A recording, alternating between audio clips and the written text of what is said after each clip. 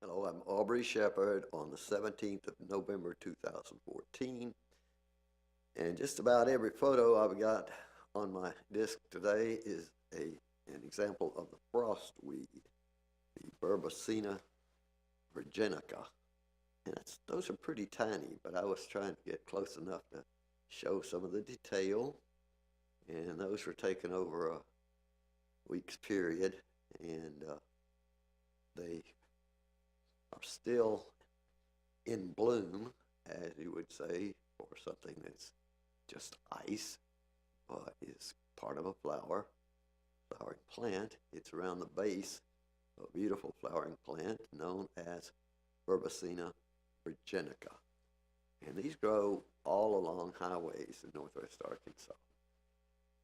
They get mowed down a lot by the state highway department and other people who don't recognize their value before they get to do this. But you might find some out there that are just like this. You know, they look like a white paper bag or plastic bag on the ground. And they're beautiful designs if you can get your camera in focus close enough to see those designs. So I'm just giving you 20 of these at one time today. And if there aren't any more this winter, well, you've had your dose. But anyway, they're wonderful things, and there's how they look on the ground. See, that's a water meter metal top there. So you can see they're pretty small, but they're big in comparison to what the actual flowers are when those things are in bloom. And they do overlap sometimes in the fall. It's occurred a few times that I've been aware of, and I've only got one credible picture of a plant that has both a flower on top and a frost flower around the bottom. But you can see some of these are adjusted, trying to show you a little more detail. And people who do Photoshop can do a lot better job than that. I just kind of do it with little adjustment tools on the top of the Macintosh screen. And I feel a little guilty about doing that kind of thing because that's not just exactly how they look, but potentially you could make them in the dark and see them very much like that, I think. So anyway, they're probably got sold 2 or 3 times, but there are quite a few of these in my front yard and along the highways out like toward Hogeye and up north of Rogers, northeast of Rogers, Springdale, and the highway that goes up to Missouri from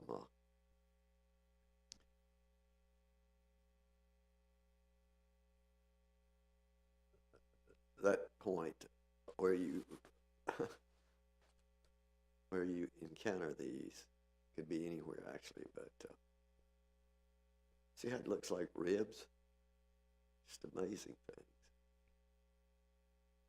And I guess somebody innovative character may have done a whole show of these somewhere. I've only done it for a few people, but I do appreciate something that makes me feel warm-hearted in November and probably into December. Just can't tell if this get totally dried out and come back. They may not look anything like this, but as long as they maintain the moisture supply around their stem that they have, they'll keep doing something like this. So they're called frost flowers because They're only in bloom when there's frost.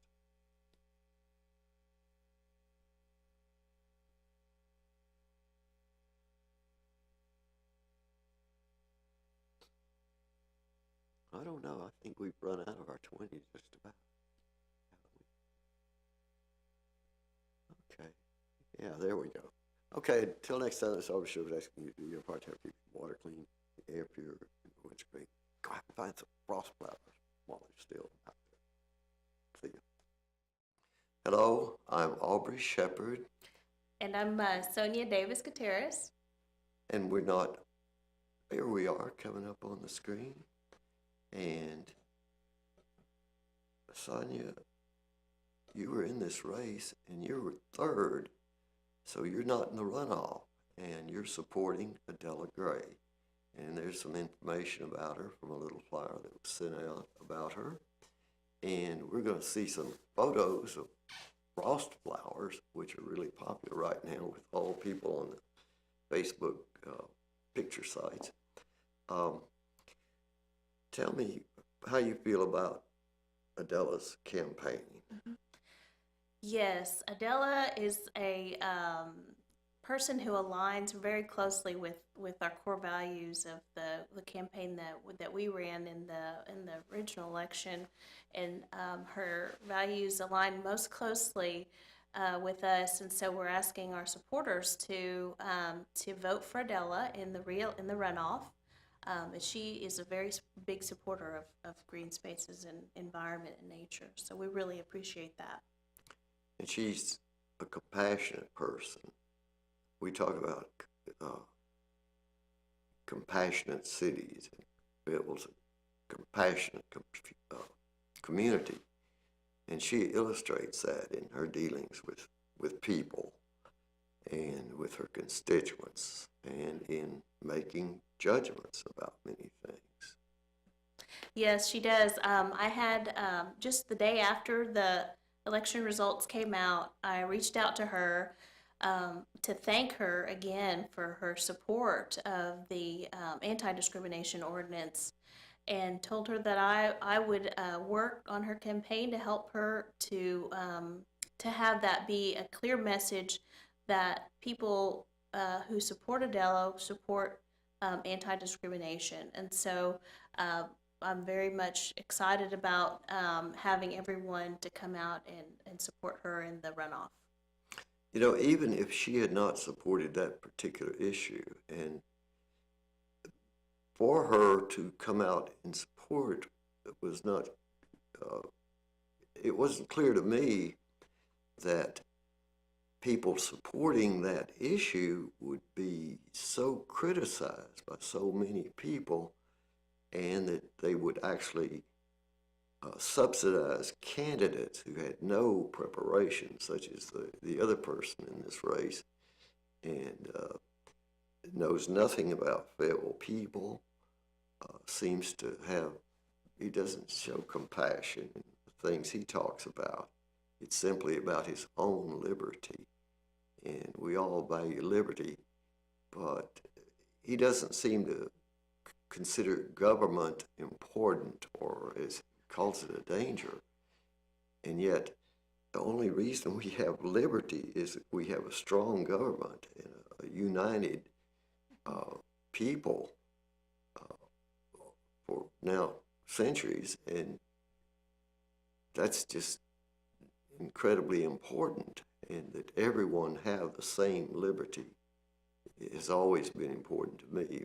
My father, long ago, in the 1940s, talked to me about those things at the time when we lived in Louisiana, where segregation was hideous, and young people couldn't understand it, and their parents couldn't explain it to them.